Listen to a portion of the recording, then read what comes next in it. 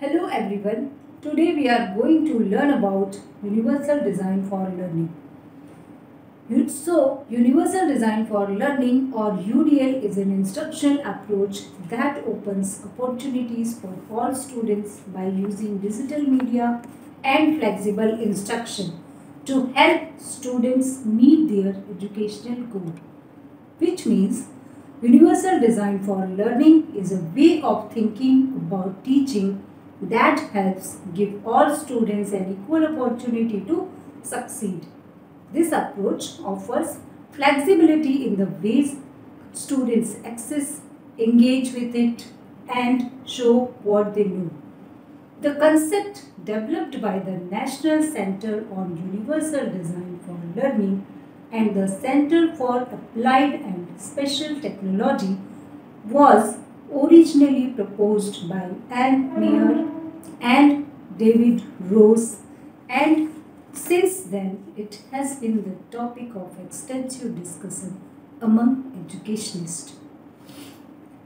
Or we can say that Universal Design for Learning is a framework that addresses the primary barrier to learning within the existing instructional environment, which happens to be inflexible and follows the one-size-fits-all approach to curricula.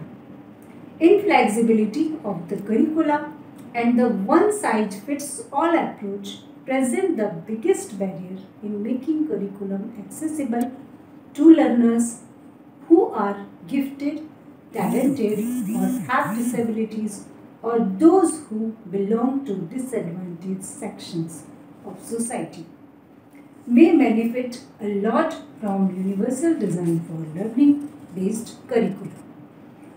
So now let's learn about the goals of Universal Design for Learning. First one is to use a variety of teaching methods. It means we can use different types of teaching methods. Second one is to remove any barrier to learning. And third one is to give all students equal opportunities to succeed. In a simpler way, we can understand Universal Design for Learning with some examples.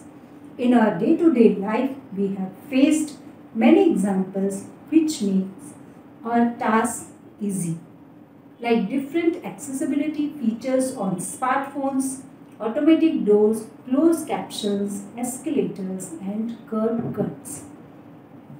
These all examples help people with disabilities, but people who don't have disabilities may also want to use them.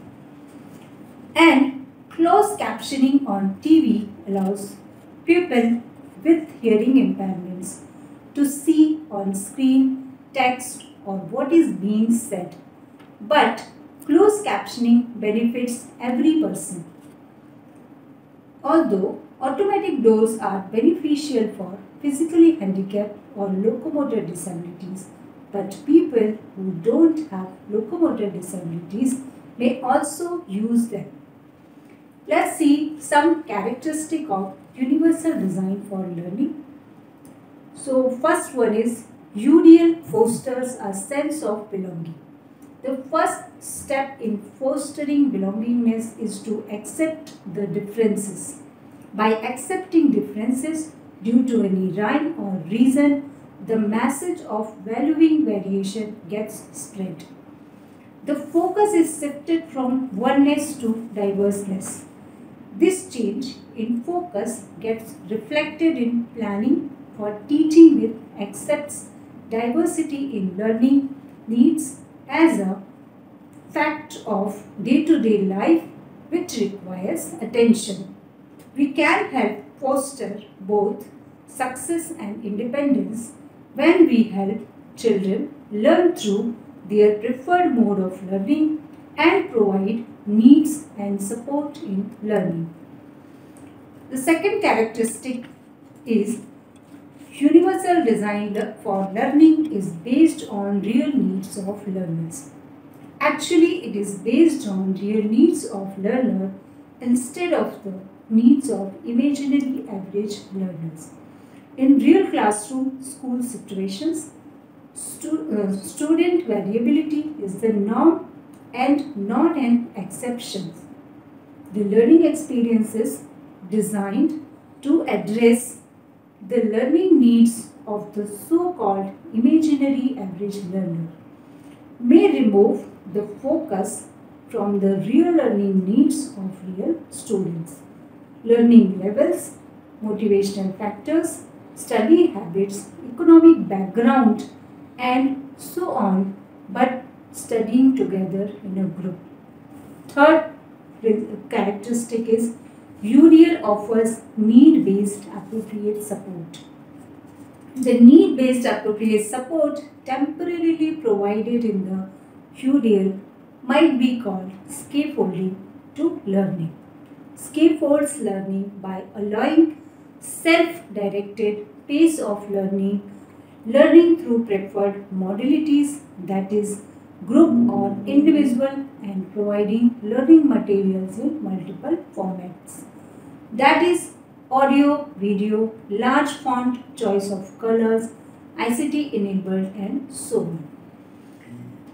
Next characteristic is UDL for all learners. Universal design for learning based learning is for all learners including the imaginary average learners, since UDL acknowledges that representation by the same pattern of an activity or practice may not be sufficient for meeting the learning needs of all learners. It opens the possibility of modifying the practice or activity as per the abilities or learning needs of all learners, thereby making it a strategy beneficial for all learners. For example, allowing evaluation of children with speech impairment to be evaluated through collage or ICT based presentation or drama when their peers are being evaluated orally. Now we will see principles of universal design for learning. There are three principles. First one is representation, and second one is action and expression, and third one is engagement. So we will learn about first principle, that is representation. Universal design for learning recommends offering information in more than one format to support students' challenges, addressing varying abilities and learning styles. This is basically related to learning.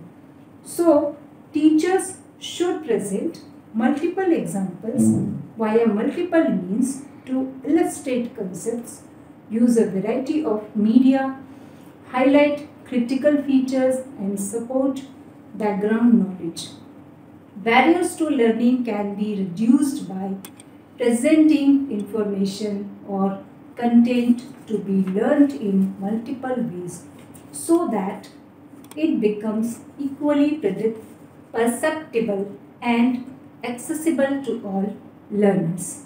For example, in case a classroom has children with hearing impairments, then the auditory information may be supported by using text, equivalents in the forms of captions or automated speech to text like voice recognition for spoken language, along with the spoken or verbal inputs, and also by using emotions, symbols, or any other similar pictures and images.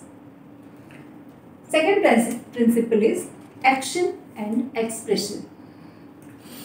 Universal design for learning suggests giving kids more than one way to interact with the material and to show what they learned. All students in a classroom are expected to work toward the same learning intentions, though they may use a variety of ways to practice and demonstrate their knowledge. This is related to the how of learning. UDL allows multiple ways to express students' views according to their comfort. In this method, students may use a variety of ways to practice and demonstrate their knowledge, knowing that the teachers has put in place to ensure their success.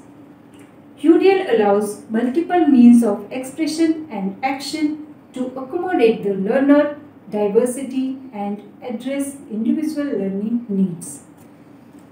For example, imagine a child in a science classroom singing Newton's laws of motion, or a child explaining the same law via puppet show, while the majority choose paper pencil as their medium of expression. Third one is engagement. Third principle is engagement. UDL includes many different ways to engage students in learning because each student is unique in his or her learning styles, abilities, and ways of engaging in various learning opportunities. Flexible option of learners' engagement not only positively affect learners' participation in the classroom but also enhance their self-worth and self-perception.